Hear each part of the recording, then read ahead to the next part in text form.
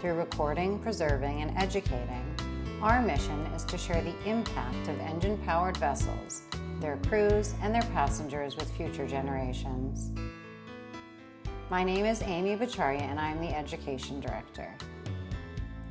Here with me today is Daniel Harrington, a former East Providence Council member who began researching the Larchmont Disaster and has been touring local libraries and historical societies with his hour-long presentation on this horrific Rhode Island tragedy. You can learn more about our organization at sshsa.org. Thank you for joining us here today. Can you tell us a bit about your background, maybe a little about your history tour, and how you came to research this subject? Sure can, Amy. It all came to me quite oddly and somewhat coincidentally.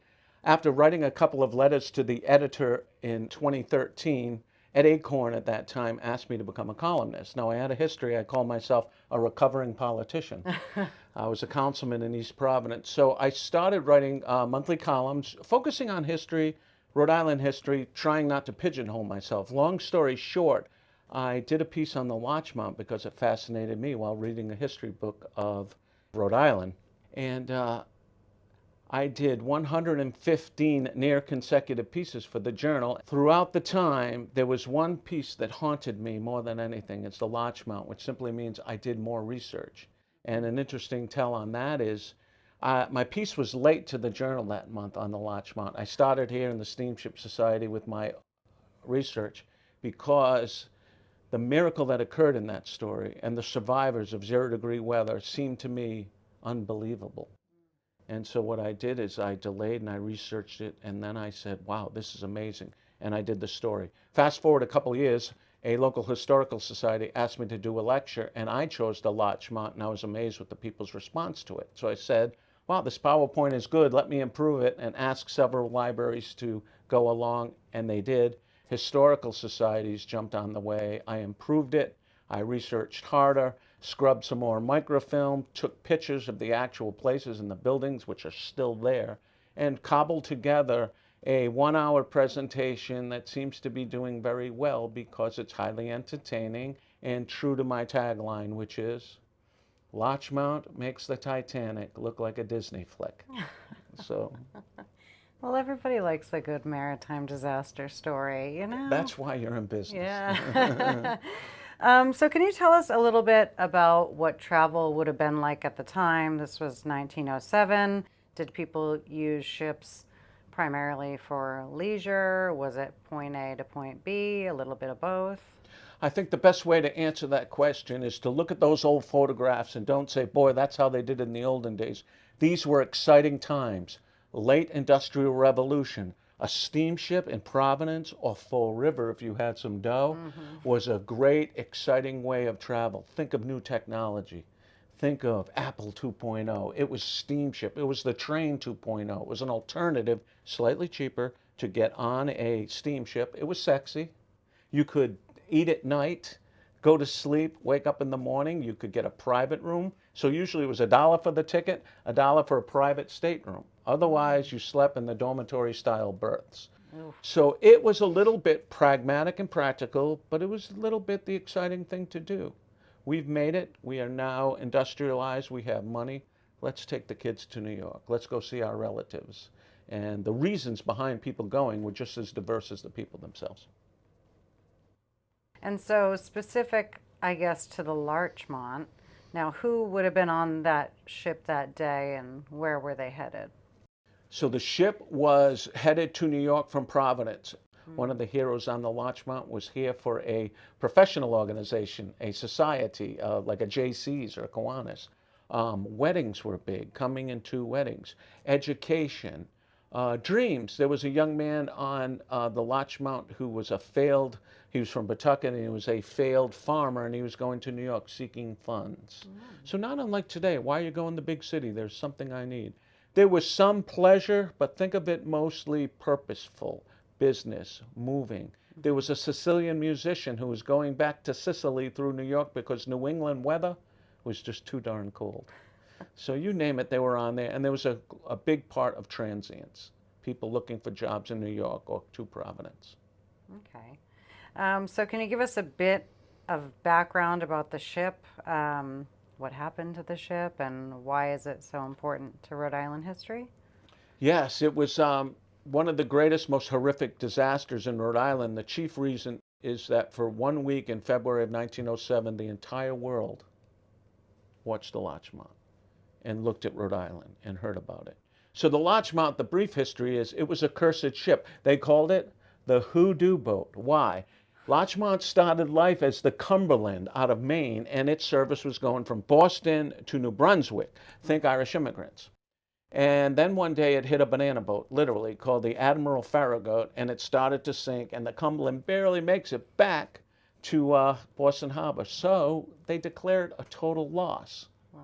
And then they sell it for scrap. And the Joy Line Company of Providence buys it.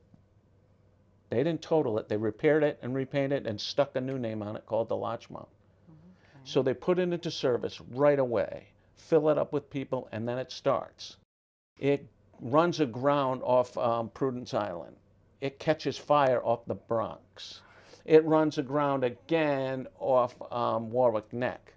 And then 1 year before the disaster, a man named John A. Hart of Providence is shot in the head and robbed while coming home from New York City. Of course, the crime is never solved. So folks everywhere started calling it the cursed ship, the Hoodoo boat.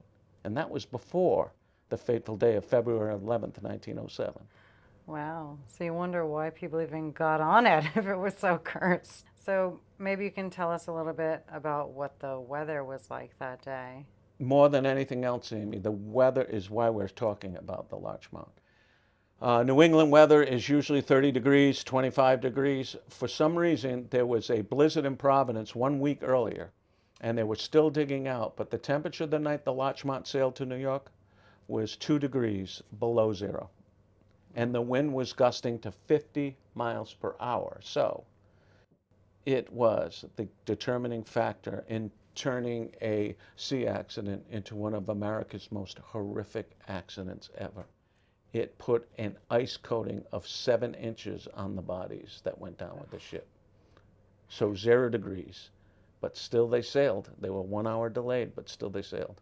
Wow. Here's one thing you have to learn about the Larchmont, everybody.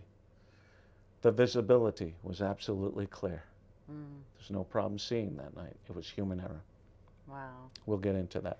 So why did they decide to go out in weather like that? Was there not regulations or anything at the time that would stop them? It was just sort of up to the captain's discretion? Great question. Perfect question, Amy. You've got to think of steamship protocol, and the law was still the wild, wild west. It was a fairly new technology. And if there were bodies on that boat, there was money to be made, and the ship sailed. And those people wanted to go to their destinations. They were hardy people. So, yes, they were very liberal.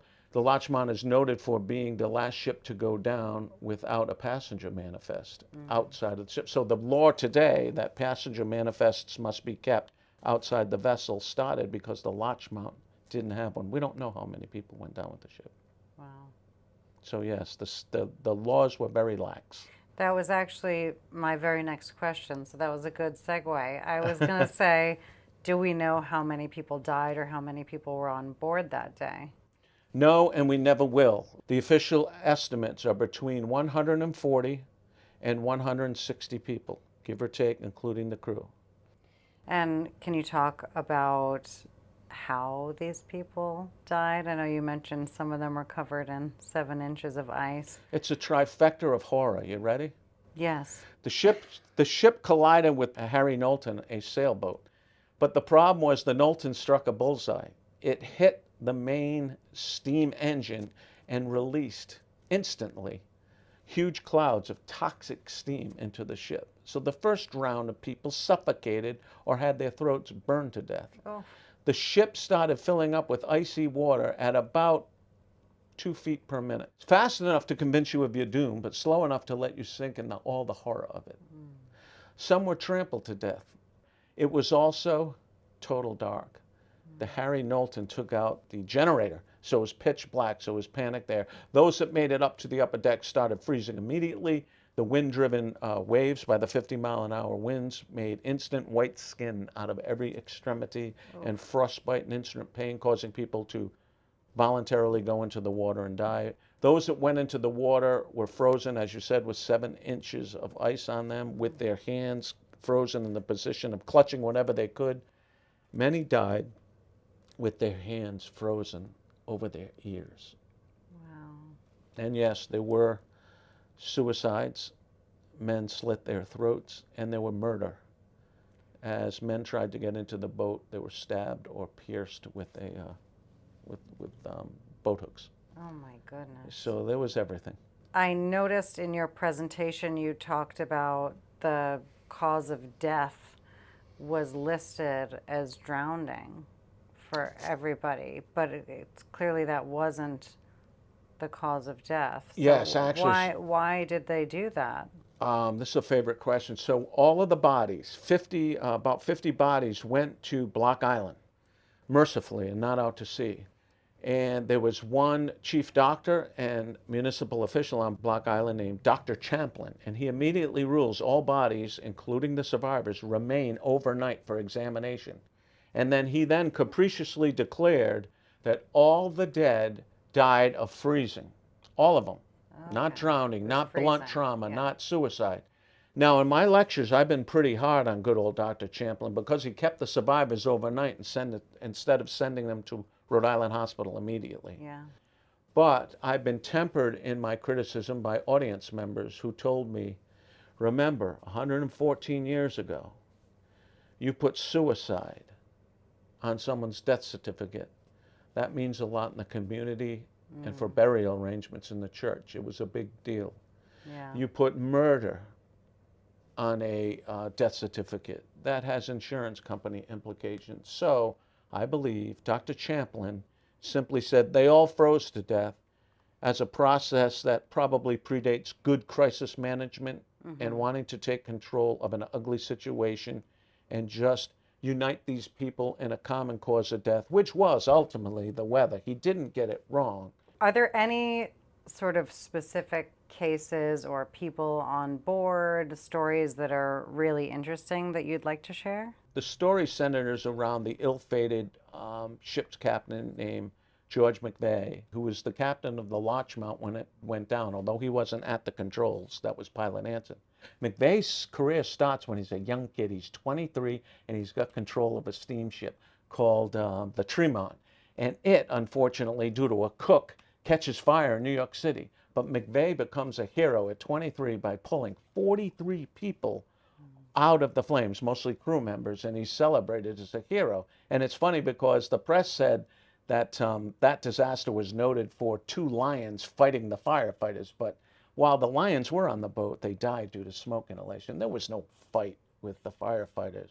But the real story not reported was Captain McVey actually saved a baby lion cub and came out of the fire. So he was on the top of the world, and he impressed his corporate betters. So how perfect. And when he turns 28, the Larchmont comes into Providence, formerly the Cumberland, and they ask him to be the captain. And then the disaster happens, and fate treats him poorly because he's the first in a lifeboat. What the press did to him after the Larchmont disaster was amazing, that he stayed sane and didn't commit suicide himself. I mean, wow. And they eventually said McVey was neither censorable nor commendable for his actions. 18 years after the Larchmont disaster, McVey returns to the steamship industry, captains a ship called the Mackinac out of Pawtucket, which steams to Newport, and her boiler explodes, killing 55 people by a scalding steam. Sound familiar? Oh. And McVey is the captain of his second ship. Wow. He lost 55 lives this time. So he is forever forbidden to have a license that allows him to haul passengers. Wow. Even though he wasn't not at fault for any of the tragedies. So the Larchmont, he wasn't steering the ship when it came to the crisis. Pilot Anson was. But still, by putting himself in a lifeboat, that doomed his career. There's something I discovered recently that I thought was really fascinating, which was the General Slocum disaster, which was a few years earlier. And the reason I found that so interesting is I'm a sea swimmer, and one of the most famous female sea swimmers, the first woman to swim the English Channel, was a German immigrant in New York at the time. And her mother saw this tragedy, which was mostly German immigrants, lots of Wow. women and children. And they were close enough to the shore that people could have swam to safety, but women were not allowed to swim at that time. So your point on the Slocum is good in that women were acknowledged by a society as being the fairer sex and in need of more help. And that certainly was true on the Larchmont. But the horror of it was the men completely ignored that, didn't care. And what was wrong with the men? Were they a bunch of evil guys? No, it was the extreme weather. The suddenness of the tragedy turned everybody, male and female, into monsters Mm. and selfish beasts. And that's the horror of the Larchmont. We see lifeboats full of men. Wow. And we see one little boy saying, "There's a woman out there, let's save her." And they're like, "Give me the oars, we're not saving anybody." So they watched women drown. So chivalry died early on that. And it was due to the extremes. However, that said, one part of my lecture is wonderful is that a man named Harris Feldman and 7 other people survived on a part of the Larchmont called the hurricane deck.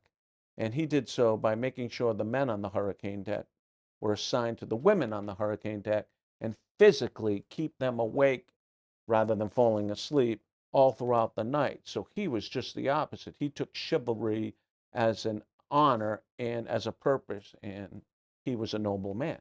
Well, actually, that's a good segue because I was going to ask a bit about the rescue, and there was a ship that came to the aid. Was it the Elsie? Correct. The rescue is the greatest miracle you've never heard of. What happened when the Larchmont sank is a section of the Larchmont, essentially the roof of 5 cabins, broke free and floated.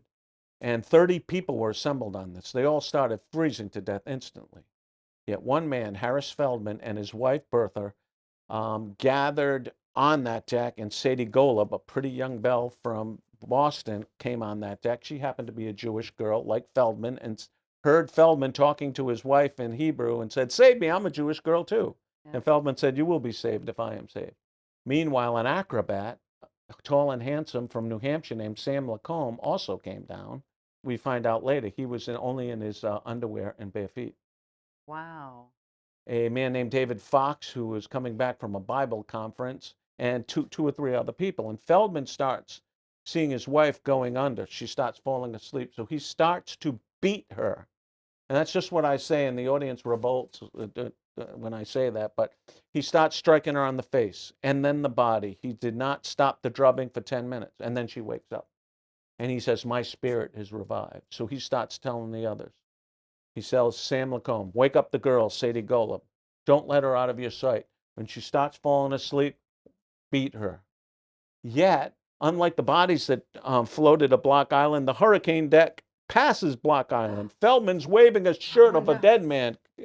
Nothing sees him. So even Feldman concedes after 12 hours, most people lasted 30 minutes in the 0-degree weather. They lasted 12 hours. They Wow. were all frostbitten, but they stayed alive because they kept miraculously moving. Feldman's ready to give up hope. And then through the fog, they see the fishing schooner Elsie coming through. The Elsie was a Block Island boat on patrol for a retrieval operation to pick up dead people. The Elsie gets right into action, releases 2 dories, pulls the frozen people from the deck, and ultimately they all survive except for the acrobat Sam Lacombe. 3 times during the night, he personally pulls Sadie Golub, the young belle from Boston, off the edge of the hurricane deck as waves were going to wash her off, and saves her, soaking him anew each time. Oh. So there is a story that bests Titanic. You can have your Jack and Rose. I'll have my Sam and Sadie, because Sam literally saved her life 3 times at the expense of him freezing to death. Wow. Oh, that's a nice story. Do you know what happened to some of the survivors after? Sadie Golub ended up marrying someone in New Bedford, and she became somewhat of a press star. On her gravestone, it says, last survivor of the Larchmont, and features an etching on her gravestone of herself alone on the hurricane deck. It's the Wow. closest thing we have to a Larchmont memorial. I noticed that there was talk that a lot of the survivors were crew members more so than passengers. Is that true, and why would that be the case? It's the greatest ugly truth of the sinking of the Larchmont. Reason number one, McVey gave the order for the crew to man their life stations, and only 4 of the 8 lifeboats get in the water, so most of them fled. Most of the crew members were saved in one boat, which was McVey's boat, and it was the first in. So there's the irony: the captain's boat's first in. Yeah. I'm going to go in the water, and then I'm going to save some passengers. Yeah. The guy who was steering the ship at the time it collided, pilot answered, went down with the ship. It was his fault for the accident, but to his credit, he was last seen helping passengers. How did they survive in lifeboats when other passengers in lifeboats washed up on Block Island, dead and frozen?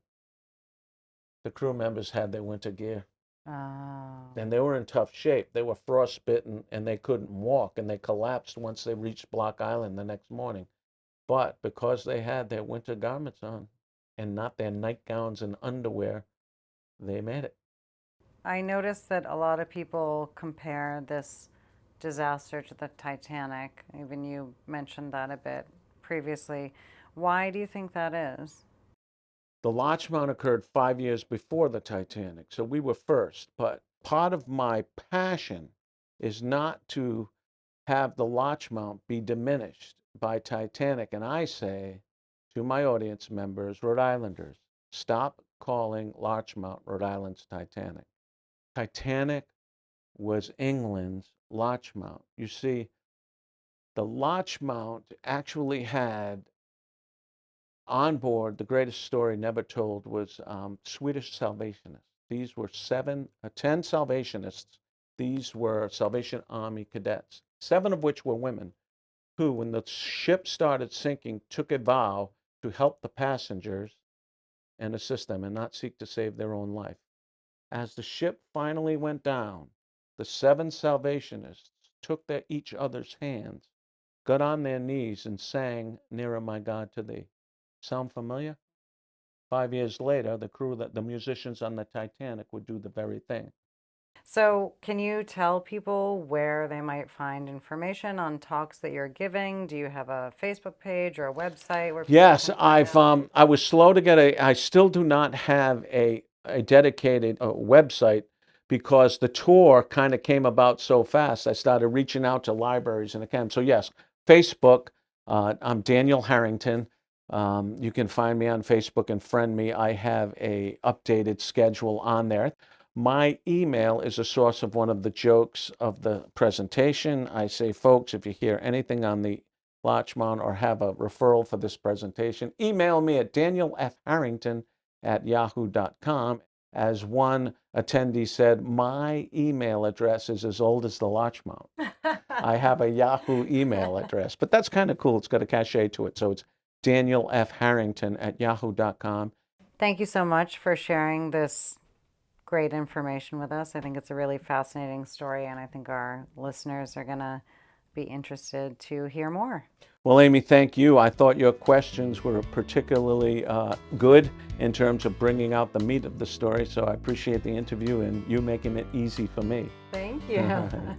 We hope you enjoyed hearing about the Larchmont disaster with Daniel Harrington. And to learn more about our organization, visit sshsa.org.